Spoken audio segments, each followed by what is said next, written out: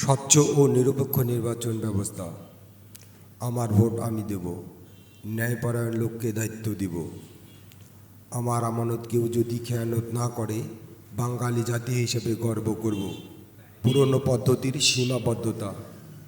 অতীতে দেখা গেছে ভোট একটি ঘরের মধ্যে গোপনে গ্রহণ ও গণনা করা হতো। এই ধরনের ভোট গ্রহণে ভোট চুরির আশঙ্কা থাকে, সন্দেহ ও অবিশ্বাস সৃষ্টি হয়। জনগণ বুঝতে পারে না ভিতরে কি ঘটেছে। অনেক ক্ষেত্রে ব্যালট বক্সে আগে থেকেই ব্যালট পেপার ঢুকিয়ে দেওয়ার অভিযোগ উঠেছে। এভাবে ভোট গ্রহণ করলে জাতীয় ও আন্তর্জাতিক পর্যায়ে গ্রহণযোগ্যতা প্রশ্নবিদ্ধ হয়।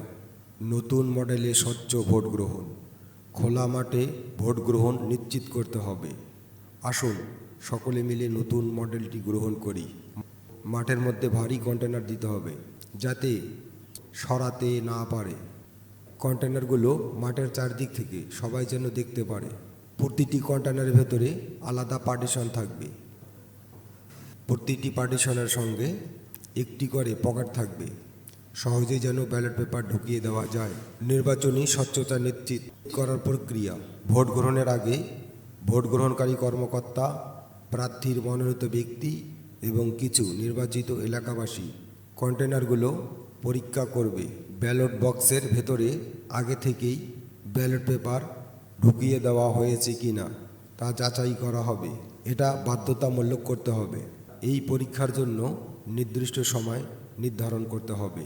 কন্টেনার পরীক্ষার পুরো প্রক্রিয়াটি সরাসরি পর্দায় দেখানোর ব্যবস্থা রাখতে হবে।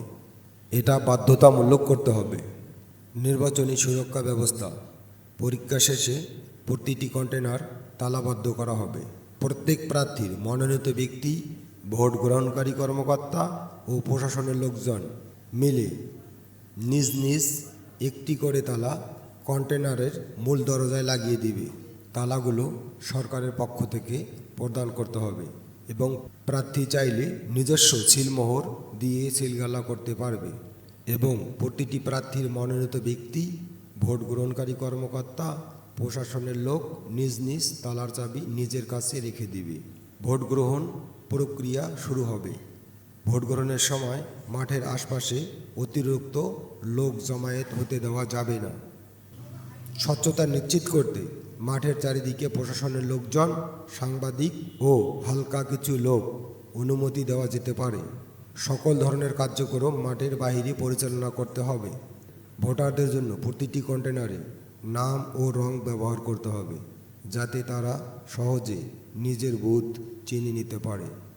কন্টেনারের দুই পাশে প্রার্থীর মনোনীত ব্যক্তি ও এক পাশে ভোট গ্রহণ কর্মকর্তা ব্যালট পেপার ঢোকানোর সময় পর্যবেক্ষণ করবে, যাতে অতিরিক্ত ব্যালট পেপার ঢোকানো না হয়। ভোট গ্রহণ ও গণনা প্রক্রিয়া। ভোট গ্রহণ শেষে সকল প্রার্থীর মনোনীত ব্যক্তি, ভোট গ্রহণকারী কর্মকর্তা ও প্রশাসনের লোকজন মিলে নিজ নিজ চাবি দিয়ে কন্টেনারের তালা খুলে দেবেন। গণনা হবে মাঠের মধ্যে রড দিয়ে ঘেরা একটি ঘরের ভেতরে।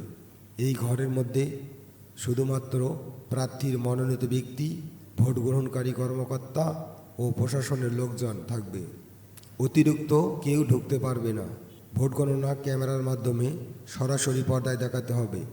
এটা বাধ্যতামূলক করতে হবে।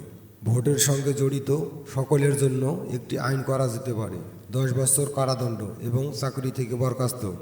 নতুন এই মডেল বাস্তবায়ন হলে ভোট নিয়ে কোনো ধরনের সন্দেহ থাকবে না। জাতীয় ও আন্তর্জাতিকভাবে স্বচ্ছ নির্বাচন নিশ্চিত হবে।